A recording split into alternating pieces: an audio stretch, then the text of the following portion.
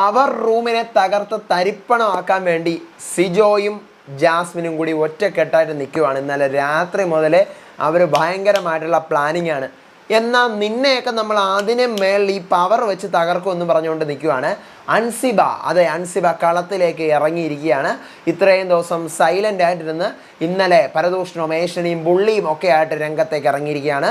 പക്ഷേ അത് അൻസിബയുടെ കഴിവാണ്. സത്യം പറഞ്ഞു കഴിഞ്ഞാൽ ഈ പവർ റൂമിനകത്തുള്ള ആരെ കൊണ്ടും ഇത്രയും ഭരിക്കാൻ പറ്റുന്നില്ല.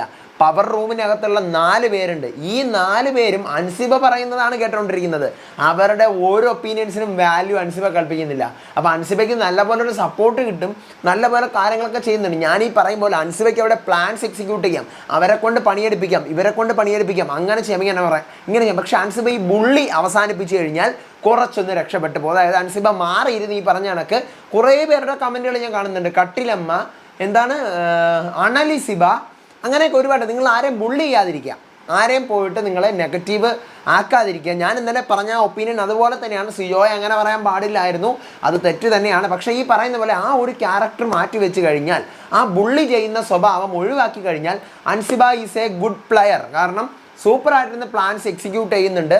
ഈ പറയുന്ന പോലെ പവർ റൂമിനെ ബാക്കിയുള്ള 3 പേർക്കും ഒരു വാല്യൂ ഇല്ലാതെ അൻസിബ അവിടെ ഇരുന്ന് ഡോമിനൻ്റ് കാണിക്കുകയാണ്. റസ്മിൻ പറയുന്നതിന് വില കൊടുക്കുന്നില്ല, നോറ പറയുന്നതിന് വില കൊടുക്കുന്നില്ല, അഭിഷേക് പറയുന്നതിനും വിലയില്ല. അൻസിബയാണ് രാജ്യം ഭരിക്കും പോലെ അവിടെ നിന്ന് വാഴുന്നത്. അത് അൻസിബയുടെ കപ്പാസിറ്റി തന്നെയാണ്, അൻസിബയുടെ പൊട്ടൻഷ്യലാണ്. ഇത്രയും ദിവസം സേഫായിട്ടൊരിടത്ത് ഇരുന്നിട്ട് ഇപ്പം കളത്തിലോട്ട് ഇറങ്ങുന്നുണ്ട്. പിന്നെ ഈ പറഞ്ഞ പോലെയുള്ള ഏഷണി പരദൂഷണം കാര്യങ്ങൾ ഒഴിവാക്കി കളഞ്ഞാൽ നമുക്ക് ഈ പറയുന്ന പോലെ അൻസിബയുടെ ഗെയിം കുറേ കൂടി കാണാൻ ഇൻട്രസ്റ്റ് ആവും. ഓക്കെ, ഇന്നലെ കുറേ അന്തങ്ങൾ, അൻസിബയുടെ കുറേ PR ആയിക്കോട്ടെ, സിജോയുടെ കുറേ PR അല്ലെങ്കിൽ ജിൻഡോയുടെ കൂടെ PR, എല്ലാവരും തലമണ്ടയിലായിരുന്നു. ഇന്നലെ അൻസിബയെ പറഞ്ഞതുകൊണ്ട് പെങ്ങളമാരും ആങ്ങളമാരൊക്കെ ഓടി വന്നു. പക്ഷേ എൻ്റെ ഒപ്പീനിയനിൽ മാറ്റമില്ല. അങ്ങനെ അൻസിബ പറഞ്ഞ സ്റ്റേറ്റ്മെൻറ്റ് തെറ്റാണ്. ആ സ്റ്റേറ്റ്മെൻറ്റ് തെറ്റ് തന്നെയാണ് ഈ പറഞ്ഞ പോലെ. പക്ഷേ ഇന്ന് നോറയെ കാണുന്നില്ല, ഇന്ന് നോറ അധികം ആക്റ്റീവ് ആവുന്നില്ല. എന്താണ് ലൈവിൽ നടന്നുകൊണ്ടിരിക്കുന്നത് പറയാം. Welcome back to Ansif moonlight media. I'm Ansif. Video ആദ്യം കാണുന്നവർ ചാനൽ സബ്സ്ക്രൈബ് ചെയ്യണം, വീഡിയോ ലൈക്ക് ചെയ്യണം, ഷെയർ ചെയ്യണം, കമൻറ്റ് ചെയ്യണം.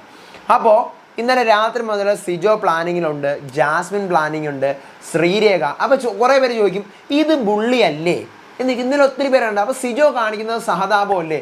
സിജോ എവിടെ സഹതാപം കാണിച്ചു? ഞാൻ സിജോയുടെ ഭാഗം നിന്ന് പറയുന്നതല്ല. സിജോ അതിനകത്ത് പറയുന്നത് എനിക്ക് സഹതാപ വോട്ടുകൾ വേണ്ട എന്ന് പറയുന്നത്. അവർക്ക് എഗെയിൻസ്റ്റ് പ്ലാൻ ചെയ്യുകയാണ്. ആര്? സിജോ, ജാസ്മിൻ, ശ്രീരേഖ. ഇവർ പ്ലാനിങ് ചെയ്യുന്നുണ്ട്. ഓക്കെ, നോറയെക്കുറിച്ച് പറയുന്നുണ്ട്, അത് ഓക്കെ, നോറയെക്കുറിച്ച് പറയുന്നുണ്ട്. പക്ഷെ അത് ബുള്ളി ചെയ്യുന്നതല്ല. നോറയെക്കുറിച്ച്, നോറ ക്യാമറയുടെ മുമ്പിൽ നോക്കി കരച്ചിൽ നാടകം കളിക്കുന്നു എന്ന് പറയുന്നത് എന്ത് ബുള്ളിയാണ്? നോറയെക്കുറിച്ച് ഒറ്റ ഡയലോഗ് മാത്രമേ സിജോയും ജാസ്മിനും ആവർത്തിച്ച് പറയുന്നുള്ളൂ. നോറ വിഷമാണ്, നോറ ക്യാമറ നോക്കി കരഞ്ഞുകൊണ്ടിരിക്കുകയാണ്. ഉള്ളതല്ലേ, നിങ്ങളെ കണ്ടിട്ടില്ലേ ക്യാമറ നോക്കി കരയുന്നത്? പിന്നെ ഈ പറയും പോലെ ഇവർ പറയുമ്പോൾ അത് ബുള്ളിയും, അവർ പറയുമ്പോൾ അത് എന്തുകൊണ്ട് നല്ലതും ആവുന്നു എന്ന് വെച്ച് കഴിഞ്ഞാൽ, ഇവർ പറയുന്നത് അൻസിബയും കൂട്ടരും പ്ലാൻ ചെയ്യുന്നത് ഞാൻ വന്നിട്ട് നിങ്ങളോട് പറഞ്ഞു, അൻസിബ പ്ലാൻ ചെയ്യുന്നത് ബുള്ളിയാണെന്ന് ഞാൻ പറഞ്ഞിട്ടില്ലല്ലോ. ഇവരുടെ മുഖത്ത് നോക്കി വന്ന് നീ ആ കാണിക്കുന്നത് ഇങ്ങനെ അല്ലേ എന്ന് ചോദിച്ചപ്പോൾ, അതൊരാളുടെ രോഗാവസ്ഥയെ അങ്ങനെ പറഞ്ഞത് കൊണ്ട് മാത്രമാണ് ഞാൻ അങ്ങനെ പ്രതികരിച്ചത്. രോഗാവസ്ഥയെ പറഞ്ഞതുകൊണ്ട്, ഇല്ലെങ്കിൽ ഞാൻ അങ്ങനെ പ്രതികരിക്കേണ്ട ആവശ്യം വരത്തില്ലായിരുന്നു. അപ്പോൾ ഈ പറയുന്ന പോലെ എല്ലാവരും പ്ലാനിങ് ആണ്. എല്ലാ പ്രശ്നത്തും എല്ലാം ബുള്ളിയല്ല, എല്ലാം ബുള്ളി സംഭവമല്ല, എല്ലാം ഗോസിപ്പല്ല. അൻസിബ, നോറ ഇവർ ഗോസിപ്പാണ് കാണിച്ചുകൊണ്ടിരിക്കുന്നത്. പക്ഷേ ഇന്ന് രാവിലെ അൻസിബ മാത്രമേ കളത്തിലുള്ളൂ, നോറയെ കാണുന്നില്ല. എവിടെ പോയെന്ന് ഇന്നലത്തെ കാറ്റിൽ പാറിപ്പോയതാണെന്ന് തോന്നുന്നു. നോറ അധികം അങ്ങോട്ട് ആക്റ്റീവ് അല്ല. ഇവർ റസ്മിനും അൻസിബയും കൂടെ ഇരുന്നിട്ട് ഇവർക്ക് കിട്ടിയതെല്ലാം ബോണസ്, ഇനി കിട്ടാൻ പോകുന്നതും ബോണസ് എന്നുള്ള ലെവലിലിരുന്ന് സംസാരിച്ചുകൊണ്ടിരിക്കുകയാണ്. ഞാൻ സ്പെഷ്യലായിട്ട് ഡയലോഗ് ഒന്നും എടുത്ത് പറയണില്ല, കാരണം ഇവർ ഫുള്ള് ഇവരുടെ ശത്രുക്കൾ, അതായത് പവർ ടീമിൻ്റെ ശത്രുക്കൾ എന്ന് പറഞ്ഞു കഴിഞ്ഞാൽ പവർ ടീമിൻ്റെ ശത്രുക്കൾ ടണലും നെസ്റ്റുമാണ്. ടണലിൻ്റെ അടുത്ത് എന്തുകൊണ്ട് അവർക്ക് ശത്രുതയായെന്ന് ചോദിച്ചു കഴിഞ്ഞാൽ, ഇന്നലെ ഈ പറയും പോലെ ഗസ്റ്റ് വന്നപ്പോൾ ഗസ്റ്റിനെ അവർ ആക്ഷേപിച്ചു. ഗസ്റ്റിനെ മുമ്പിൽ കിടന്ന് ഗസ്റ്റ് പറയാതെ തന്നെ ചാട്ടവും മറിയലും ഓടലും ഒക്കെ ആയിട്ട് അധിക്ഷേപിച്ചു വന്നു. പക്ഷെ അത് പ്രാങ്കാണെന്ന് സാബു പറഞ്ഞിട്ട് പോലും ഇവരെല്ലാവരും കൂടെ ഗ്രഡ്ജി കയറി പിടിച്ചിരിക്കുകയാണ്. റഷ്യ ആ സംഭവം ഇതുവരെ വിട്ടിട്ടില്ല, കയ്യിൽ വെച്ചിട്ടുണ്ട്. പക്ഷെ നോറ കേസ് വിട്ടു. നോറ കേസ് നമ്മളില്ലാത്ത പറഞ്ഞത് ശരിയല്ല, നോറ ആ കേസ് വിട്ടിട്ടുണ്ട്. അൻസിബയും റസ്മിനും അതിൽ കയറി പിടിച്ചിരിക്കുകയാണ്. ആരെ? അപ്സര, ശരണ്യ, നന്ദന, സായി. അവർ ഇന്നലെ കാണിച്ചിരിക്കുന്ന ആക്ട് അവരെ പൊളിക്കണം എന്നുള്ള രീതിക്കാണ് ഇവർ നിൽക്കുന്നത്. ഓക്കെ, നല്ല കാര്യം, അവരുടെ ഗെയിം നല്ല കാര്യം. പക്ഷെ മറ്റവർക്കെതിരെ സത്യം പറഞ്ഞു കഴിഞ്ഞാൽ ഇവർക്ക് പേടി പോലെയാണ് എനിക്ക് തോന്നിയിട്ടുള്ളത്.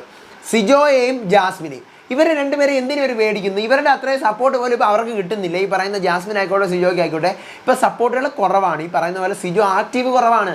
സിജോ ഞാൻ പറയുന്നില്ല, ഞാൻ വന്ന സിജോ മാസാണ് മറ്റന്നാണ് ഞാൻ പറയുന്നില്ല, ആക്റ്റീവ് കുറവ് തന്നെയാണ്. സിജോയുടെ രണ്ടാമത്തെ വരവിന് റീ എൻട്രിക്ക് ശേഷം ആക്റ്റീവ് കുറവ് തന്നെയാണ്. ഞാനത് എവിടെയും പറയും. എനിക്കല്ല സിജോയെ പറ്റി തലയിൽ വെക്കേണ്ട കാര്യമോ ജാസ്മിനെ പറ്റി തലയിൽ വെക്കേണ്ട കാര്യമോ ഇല്ല. ജാസ്മിൻ ആക്റ്റീവ് ആകുന്നുണ്ടോ എന്ന് ചോദിച്ചു കഴിഞ്ഞാൽ ഗബ്രി, ഞാൻ ചോദിക്കട്ടെ, ഗബ്രി പോയതിനേക്കാളും ഇപ്പം നന്നായിട്ട് ആക്റ്റീവ് അല്ലേ? മറ്റേത് ഗബ്രി ഇരുന്ന സമയത്ത് ഗബ്രിയുടെ കൂടെ മാത്രമായിരുന്നു. ഇപ്പം ആ കണക്കിനൊന്ന് വായെങ്കിലും തുറന്ന് വേറെ ആരോടെങ്കിലും മിണ്ടുന്നുണ്ട്, സംസാരിക്കുന്നുണ്ട്. ഇതൊന്നും പറയാൻ പാടില്ലേ റിവ്യൂവിൽ? അതിനോടത്തോട് ചോദിക്കുകയാണ്. ഇത് ലൈവ് അപ്ഡേറ്റ് പറയുമ്പം അവിടെ നടക്കുന്ന കാര്യം പറയാൻ വയ്യേ? ഇന്നലെ ഒത്തിരി പേര് ചോദിക്കുന്നു ജാസ്മിൻ്റെ കുറ്റങ്ങളൊന്നും പറയുന്നില്ലല്ലോ. ഞാൻ പറയുന്നുണ്ടല്ലോ. ഈ 20 മിനിറ്റുള്ള വീഡിയോ ആണെങ്കിൽ നിങ്ങളത് 20 മിനിറ്റും കണ്ടു കഴിഞ്ഞാലല്ലേ നിങ്ങൾക്ക് അറിയാൻ പറ്റുള്ളൂ. എല്ലാം കൂടെ ഒത്ത് പറയാൻ പറ്റുമോ? ഓരോന്നും നടക്കുന്ന അടുക്കിയിട്ടല്ലേ കാര്യങ്ങൾ പറയാനായിട്ട് പറ്റത്തുള്ളൂ. അപ്പോൾ അവർ എല്ലാവരും പറയുന്നുണ്ട്, പക്ഷേ എല്ലാവരും പറയുന്നത് ബുള്ളിയല്ല. ഇന്നലെ ഞാൻ പറഞ്ഞു അൻസിബയും നോറയും. ഞാൻ എന്തുകൊണ്ട് പവർ റൂമിൽ 4 പേരുണ്ടല്ലോ, ഞാൻ അവരുടെ 4 പേരുടെയും പേര് പറഞ്ഞില്ലല്ലോ? അഭിഷേകിൻ്റെയും റസ്മിൻ്റെയും പേര് ഞാൻ പറഞ്ഞു ഇല്ല. കാരണം അവർ ആ ബുള്ളി ടീമാണെങ്കിലും അതിനകത്ത് അവരില്ല. പക്ഷേ അഭിഷേകിൻ്റെ കേസ് അഭിഷേക് പെട്ടുപോകും. അഭിഷേകിന് നല്ല നെഗറ്റീവ് വരാനിരിക്കുകയാണ്. ഈ പറയുന്ന പവർ റൂമിൻ്റെ കൂടെ കൂട്ടുകൂടാണെന്നുണ്ടെങ്കിൽ യമണ്ട നെഗറ്റീവ് അടിക്കും. ഭയങ്കരമായിട്ടുള്ള ഏഷ്യനി പരദൂഷണം കുടുംബശ്രീയിലോട്ടുള്ള ഒരു ലെവല് അഭിഷേകിൻ്റെ ഗെയിം പോവാതിരിക്കട്ടെ. റസ്മിനും ഇപ്പം റസ്മിൻ്റെ വേ കറക്റ്റാണ്. ഈ പറയുന്ന പോലെ അൻസിബയിലും നോറയിലും ഇൻഫ്ലുവൻസ്ഡ് ആവാതെ ജാസ്മിനിലും ഇൻഫ്ലുവൻസ്ഡ് ആവാതെ റസ്മിൻ്റെ ഇങ്ങനെ പോയി കഴിഞ്ഞാൽ റസ്മിന് മുന്നോട്ട് ഇപ്പം റസ്മിൻ ആക്റ്റീവാണ്. റസ്മിൻ എടുക്കുന്ന ഇൻഡിവിജ്വൽ തീരുമാനങ്ങൾ നിങ്ങൾ കണ്ടിട്ടുണ്ടോ? പവർ റൂമിൽ സൂപ്പറായിട്ട് എടുക്കുന്നുണ്ട്. റസ്മിൻ അവിടെ ആരെയും വില വയ്ക്കുന്നൊന്നുമില്ല. പക്ഷേ ഈ പറയുന്ന അൻസിബ എല്ലാവരെയും ഭരിക്കുന്നുണ്ട്, ഡോമിനൻ്റ് ആണ്. അത് അൻസിബയുടെ ക്വാളിറ്റി, അൻസിബയ്ക്ക് പറ്റുന്നുണ്ട്.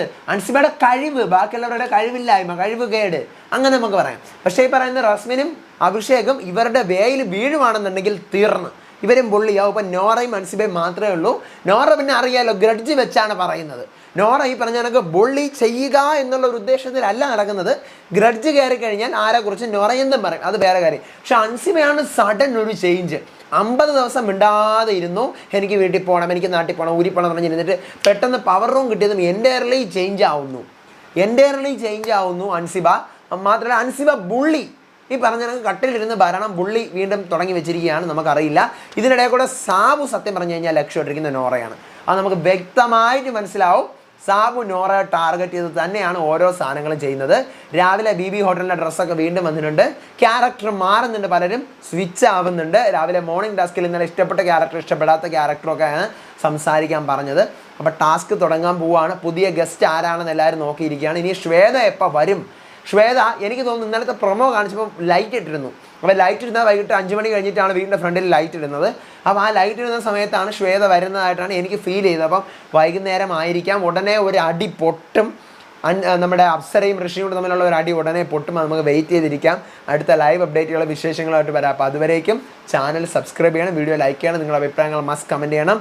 ബിഗ് ബോസ് ആണെന്ന് ഫ്രണ്ട്സിന് ഷെയർ ചെയ്ത് കൊടുത്ത് നമ്മുടെ ചാനൽ ഇൻട്രൊഡ്യൂസ് ചെയ്യണം. എൻ്റെ FB പേജും ഇൻസ്റ്റാ പേജും ഫോളോ ചെയ്യാൻ മറക്കരുത്. അടുത്ത അപ്ഡേറ്റുമായിട്ട് വരാം, വിശേഷമായിട്ട് വരാം. അപ്പോൾ അതുവരേക്കും ബൈ ആൻഡ് ടേക്ക് കെയർ.